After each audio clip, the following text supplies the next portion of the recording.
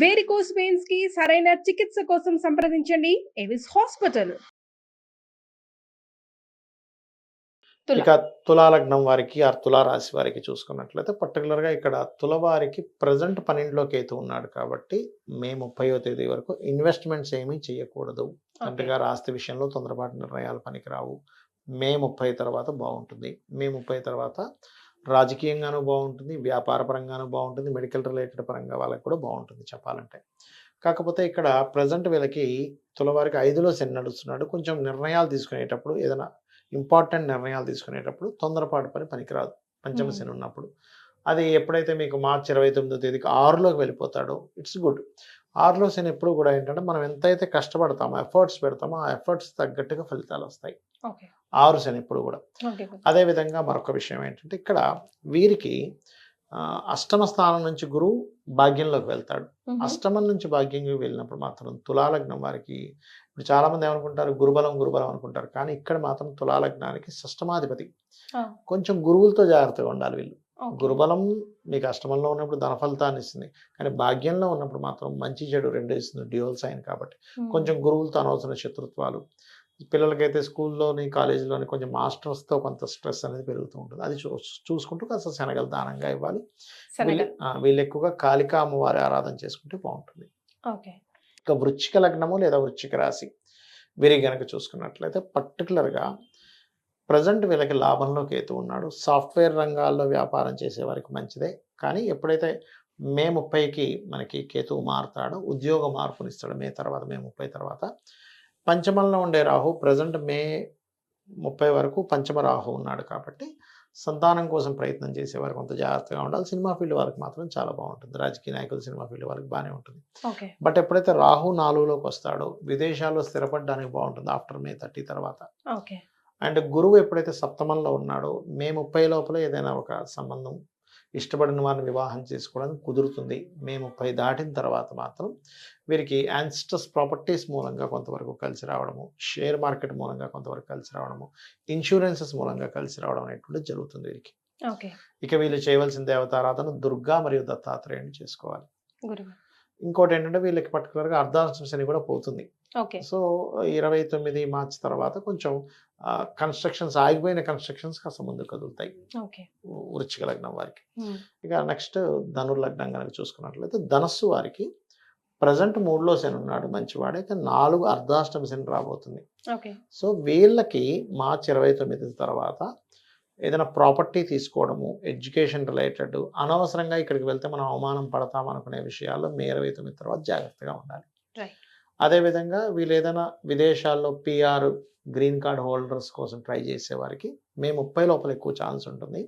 కాకపోతే కేతు మారే వరకు కొంచెం ఉద్యోగంలో చేస్తుంటారు, కానీ మే 30 వరకు కేతు దశమంలో ఉన్నాడు. వీళ్ళకి ఉద్యోగం చేస్తుంటారు కానీ ఎక్కడో ఏదో తెలియని ఒక నిరస్య డిసప్పాయింట్మెంట్ వైరాగ్య ధోరణి ఉంటూ ఉంటుంది.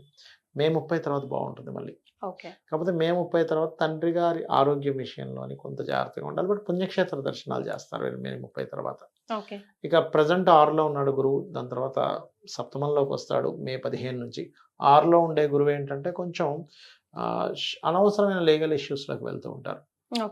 కాకపోతే కొంచెం ఇక్కడ 7లోకి ఎప్పుడైతే మారాడో ఇక్కడ మాత్రం వీరికి వీరి జీవిత భాగస్వామికి ఉన్నటువంటి ఏవైతే డిస్ప్యూట్స్ ఏవైతే ఉన్నాయో క్లియర్ అవ్వడము, పార్ట్నర్స్తో కొంత డిస్ప్యూట్స్ క్లియర్ అవ్వడము, ఏదైనా పార్ట్నర్స్ పేరు మీద ఏదైనా జీవిత భాగస్వామి పేరు మీద ఏదైనా ఉద్యోగము లేకపోతే వాళ్ళ పేరు మీద ఏదైనా ప్రాపర్టీస్ బంగారం కొనడం కూడా ఇస్తాడు ఇక్కడ ధనుసు లగ్నం వారికి.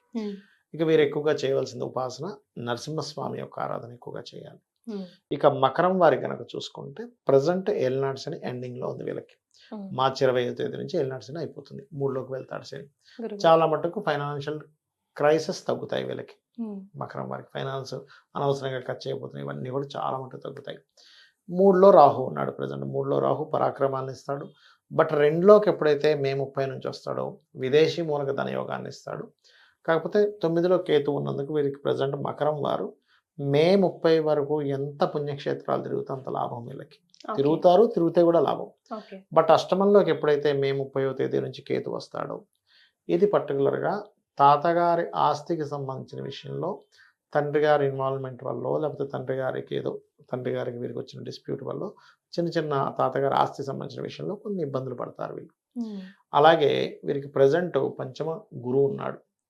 ఈ పంచమ గురువు ఏదైనా ఉపనయనం సంబంధించినవి లేకపోతే కొంత గురుబలాన్ని ఇస్తాడు అక్కడ పంచమ గురువు. కాకపోతే ఈ లగ్నానికి పాపి కాబట్టి 2 రకాలుగానే ఇస్తాడు. అంటే అలాగా గురువుల కోసం ఖర్చు పెట్టడము, గురువు వల్ల కొంత పొందడము, ఏదో ఉపాసనలు పొందడము ఇస్తాడు. కాకపోతే మే 15 నుంచి ఎప్పుడైతే 6వ స్థానంలోకి వెళ్తాడో ఇక్కడ మాత్రం కొంచెం మకర రాశి వారు ఏదైనా సిగ్నేచర్స్ చేసేటప్పుడు మధ్యవర్తిత్వంగా ఎవరికైనా అప్పులు ఇప్పించేటప్పుడు అప్పులు తీసుకునేటప్పుడు మాత్రం 6లో గురువు సంచరించేటప్పుడు జాగ్రత్తగా ఉండాలి. ఇక వీళ్ళు చేయవలసిన అమ్మవారి యొక్క ఆరాధన చేయడం అన్ని విధాలు ఉత్తమం. ఇక కుంభం వారు కనుక తీసుకుంటే ప్రజెంట్ వీళ్ళకి ఏలినాటి శని రాశిలో సంచరిస్తుంది. కుజుడు దృష్టి కూడా ఉంది. కొంచెం వర్క్ స్ట్రెస్ ఎక్కువగా ఉంటుంది. ఎక్కువ అలసిపోతుంటారు. కానీ ఎప్పుడైతే 29 మార్చి వస్తుందో అక్కడ నుంచి చాలా మటుకు రిలీఫ్ వస్తుంది. కాకపోతే మార్చి 29 నుంచి మే ఎండింగ్ వరకు శని రాహులు ఇద్దరు ఉన్నారు 2వ స్థానంలో. కొంచెం దంత సంబంధించిన ఇబ్బంది ఉన్న వాళ్ళు, కొంచెం బ్లర్నెస్ ఎక్కువగా వస్తున్న వారు కొంచెం చెకప్ చేయించుకుంటున్నారు. తెలియకుండానే వీళ్ళ మాటల్లో కానీ కొంచెం ర్యాష్నెస్ పెరుగుతూ ఉంటుంది శని రాహులు ఉన్నప్పుడు. అది కొంచెం చూసుకోవాలి పర్టికులర్గా. కాకపోతే విదేశీ ఉద్యోగ యోగాలు పెంచుతాడు. ఇక్కడ విదేశాల్లో ఉండే కంపెనీస్తో ఇక్కడ డీల్ చేసుకోవడం, ఆ జాబ్స్ చేయడం ఇట్లాంటివి పెరుగుతాయి. ఎందుకంటే ధనస్థానంలో 2 గ్రహాలు కదా, కర్మగ్రహము అండ్ రాహుగ్రహం కదా, అందుకని. అలాగే రాహు లగ్నంలోకి వస్తాడు మే 30 నుంచి. అక్కడి నుంచి మాత్రం కొంచెం వీళ్ళకి కొన్ని మిస్టీరియస్ థింగ్స్ కొన్ని జరుగుతుంటాయి. కాకపోతే మే 30 నుంచి ఎప్పుడైతే మీకు సప్తమంలో కేతువు లగ్నంలో రాహు ఉంటాడు, ఏదైనా వివాహ సంబంధించిన విషయాలు ఏమున్నా కూడా మే 30 లోపలే సెట్ చేసుకోవడం బెస్ట్. మే 30 వచ్చిందంటే ఒక 1.5 year వరకు కొంచెం వివాహ జీవిత భాగస్వామితో కావచ్చు, పార్ట్నర్స్తో కావచ్చు, వివాహ జీవిత భాగస్వామి ఎంపిక చేసుకునే విషయంలో కావచ్చు జాగ్రత్తగా ఉండాలి. అయితే ఈ కుంభర లగ్నం వారికి ఎంత గురువు పాపైనా పంచమం ఇప్పుడు ప్రజెంట్ చతుర్థంలో ఉన్నాడు. చతుర్థంలో ఉండడం వల్ల ప్రాపర్టీస్ మూలంగా ధనయోగం ఇస్తాడు. పంచమంలోకి వెళ్ళిన తర్వాత సంతాన యోగాన్ని, షేర్ మార్కెట్ మూలంగా లాంగ్ టర్మ్ షేర్ మార్కెట్స్ మూలంగా ఎంతో కొంత యోగాన్ని, రాజకీయ పరంగా యోగాన్ని, ఫ్రెండ్స్ మూలంగా యోగాన్ని, అదేవిధంగా వీళ్ళ సంతానానికి ఎప్పటి నుంచో ఉద్యోగం రావట్లేదు అనుకునే నిరాశని క్లియర్ అయిపోతాయి. లాంగ్ టైం పోస్ట్పోన్ అయినవన్నీ కూడా సంతానము, ఫ్రెండ్స్, వ్యాపారాలు, రాజకీయపరమైన ఇట్లాంటివన్నీ కూడా క్లియర్ అవుతాయి వీళ్ళకి పంచమ గురువు వల్ల. ఎప్పటి నుంచి మే 15 నుంచి కుంభలగ్నం వారికి. ఇక వీళ్ళు చేయవలసిన దేవతారాధన విష్ణువుని, దత్తాత్రేయుని ఎక్కువగా ఆరాధించాలి. ఫైనల్ గా మీనరాశి వారికి ఎలా ఉండబోతుంది గురుగారు? మీన లగ్నం కానివ్వండి, రాశి కానివ్వండి, ప్రజెంట్ వాళ్ళకి ఇప్పుడు రాహు సంచరిస్తున్నాడు రాశిలో. ఈ రాహు సంచరించేటప్పుడు ఏమవుతుందంటే ఏదో తెలియని ఇల్యూజన్స్ పెరుగుతాయి, ఎక్కువ ఆలోచనలు పెరిగిపోతుంటాయి. ఇది అవుద్దేమో అని జాగ్రత్తలు ఎక్కువ తీసుకుంటారు, భయాలు ఎక్కువగా ఉంటూ ఉంటాయి, జరగని విషయం జరుగుతుంది అనుకుంటూ ఉంటారు. అలాంటప్పుడు వీళ్ళు నిత్యము ఒక్క 10 నిమిషాలైనా కానీ ఓం దుమ్ దుర్గాయ నమః అని నామస్మరణ చేయాలి. వీళ్ళు ఈ సమయంలో లగ్నంలో రాహు, సప్తమంలో కేతువు మే 30 వరకు ఉంటారు కాబట్టి పార్ట్నర్షిప్స్ చేయకూడదు. ముఖ్యంగా ఎందుకంటే సప్తమ స్థానం కన్యా రాశి అవుతుంది వీళ్ళకి. సో బుధుడు రాశి వ్యాపార కారక స్థానం, అక్కడ కేతు ఉన్నాడు. అనవసరంగా ఎవరైనా పార్ట్నర్షిప్స్ తెచ్చుకోవడం వల్ల ఇబ్బంది పడుతూ ఉంటారు కాబట్టి పార్ట్నర్షిప్స్ చేయొద్దు. జీవిత భాగస్వామి ఎంపిక విషయంలో కూడా జాగ్రత్తగా ఉండాలి వీరు. ఇక 6లోకి మారుతాడు మనకి కేతు. 6లోకి మారినప్పుడు మాత్రం కొంచెం అప్పులు ఇవ్వడం తీసుకునే విషయంలోని కొంచెం తండ్రి గారి పూర్వజన్మ కర్మ అంతా వీళ్ళకి తండ్రి గారితో ఉంటుంది మీనం వారికి. అక్కడ కొంచెం తండ్రి గారి ఆరోగ్య విషయంలోని కొంచెం జాగ్రత్తగా ఉండాలి. వీళ్ళకి కొంచెం ఏదైనా ఇండైజెషన్ ఇష్యూస్, ఎందుకంటే ఏలినాటి శని ఒకటి స్టార్ట్ అవబోతుంది కదా వీళ్ళకి. ఆల్రెడీ స్టార్ట్ అయిపోయింది, జన్మంలోకి వస్తున్నాడు. అంటే 12లోకి రాహు వెళ్ళినప్పుడు మాత్రం వీళ్ళకి విదేశీ యోగాలు, ఇంపోర్ట్ ఎక్స్పోర్ట్ మూలంగా వ్యాపారాల అభివృద్ధులు ఇవన్నీ జరుగుతాయి. ఇది రాహు 12లోకి మే 30 నుంచి వెళ్ళిన తర్వాత. ఇక గురువు 4లోకి ఎంటర్ అవుతున్నాడు, ప్రజెంట్ 3లో ఉన్నాడు. సో వీళ్ళకి మే 15 వరకు ఎక్కువ సంచారం జరుగుతారు. ఒక దగ్గర ఉండకుండా మాటి అటు ఇటు తిరగడం జరుగుతుంది. మే 30 తర్వాత ప్రాపర్టీ యోగం వస్తుంది వీరికి. ప్రాపర్టీ ఏదైనా కొత్తగా నేర్చుకోవడం కానీ ఇట్లాంటివన్నీ కూడా సిద్ధిస్తాయి వీరికి. డిస్ప్యూట్స్లో ఉన్న ప్రాపర్టీస్ కొంతవరకు క్లియర్ అవ్వడము ఇటువంటివన్నీ కూడా వీళ్ళకి రావడం జరుగుతుంది.